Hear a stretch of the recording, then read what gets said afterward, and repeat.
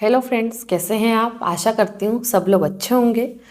आज के इस वीडियो में हम बात करेंगे कि हमने अनवांटेड किट खा ली और अनवांटेड किट खाने के बाद में हमारा जो एबॉर्शन है वो कंप्लीट नहीं हुआ।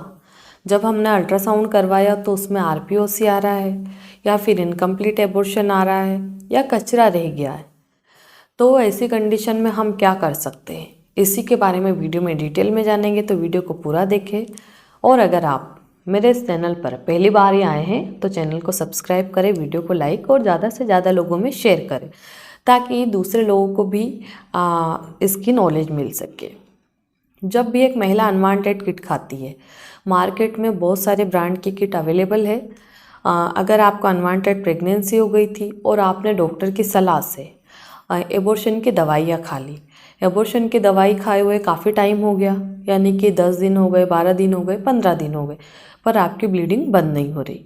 ऐसे में आप डॉक्टर का विजिट करते हैं। डॉक्टर आपका कुछ टेस्ट प्रिस्क्राइब करते हैं, जैसे कि अल्ट्रासाउंड हो गया, प्रेगनेंसी टेस्ट, सीबीसी हो गया। ये कुछ जनरल टेस्ट होते हैं जो करवा के देखने पड़ते हैं। अल्ट्रासाउंड में हम क्या जान सकते हैं, अल्ट्रासाउंड के द्वारा हमको ये पता लगता है कि आपका एबॉर्शन कंप्लीट हुआ कि नहीं हुआ।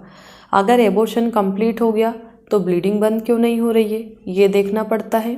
दूसरा बात, आपका जो प्रेगनेंसी टेस्ट है वो क्या आ रहा, वो नेगेटिव आ रहा है कि वो पॉजिटिव आ रहा है।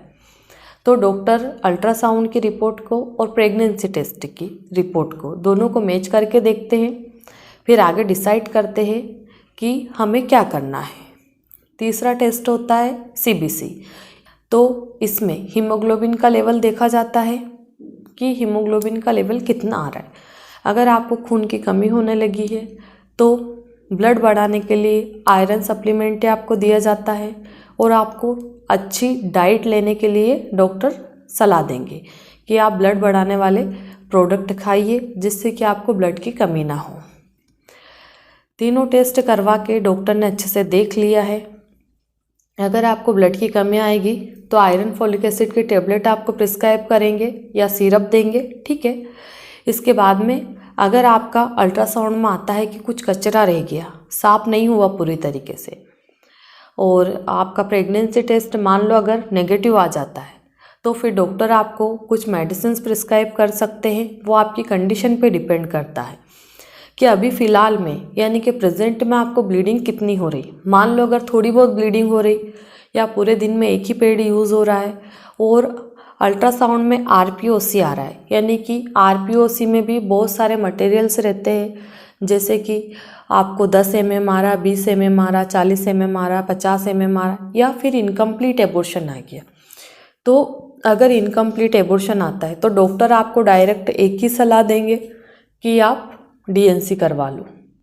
तो आप ऐसी कंडीशन में एक बार ही मुझसे भी आप कंसल्ट करके एडवाइस ले सकते हो। हम लोग जितना हो सकता है मेडिसिन से क्लियर करने की कोशिश करते हैं। इसके लिए मेरी ऑनलाइन कंसल्टेशन अवेलेबल है, आप लोग अपॉइंटमेंट बुक करके मुझसे बात कर सकते हैं। जो भी प्रॉब्लम्स रहती है मैं खुद रिपोर्ट्स देखती हूँ, आपसे बात करती हूँ और जो भी प्रॉब्लम रहती है उसके रिगार्डिंग हम लोग समझाते हैं। अब हम बात करें कि इनकम्प्लीट एबॉर्शन हो गया तो ऐसी कंडीशन में डॉक्टर आपको क्या क्या सलाह दे सकते हैं। तो डॉक्टर आपको एक ही सलाह देंगे कि आप डीएनसी करवाइए। बहुत सारे डॉक्टर्स रहते हैं जो आपको दो ऑप्शन दे सकते हैं कि पहले आप मेडिसिन लेकर के देख लीजिए, अगर मेडिसिन से क्लियर हो गया तो कोई बात ही नहीं, पर अगर एक बार आपने मेडिसिन ट्राई की और फिर भी आपका केस क्लियर नहीं होता है तो ऐसी कंडीशन में आपको लास्ट डिसीजन आपका डीएनसी रहेगा, वो करवाना ही पड़ेगा, ठीक है। दूसरा ऑप्शन आता है कि आपको रिपोर्ट में आरपीओसी आ रहा है, यानी कि रिटर्न प्रोडक्ट ऑफ कंसेप्शन लिखा हुआ उसमें मिला है। उसमें देखा जाता है कि बच्चादानी की कौन सी कैविटी में, यानी कि बच्चादानी की कैविटी बहुत बड़ी रहती है, मिडिल रहती है, बीच की रहती है, अपर रहती है ना। अपर को हम फंडस बोलते हैं और एक सर्विक्स रहती है जो बच्चादानी का निचला पार्ट रहता है, एक बीच का पोर्शन रहता है ना। तो इसमें ये देखना पड़ता है कि बच्चादानी की कौन सी कैविटी में या कौन से जगह पे टुकड़े जमे हुए हैं आपके, और उन टुकड़ों का क्या साइज़ है, क्या टुकड़ों में कोई इन्फेक्शन तो नहीं हो रहा है।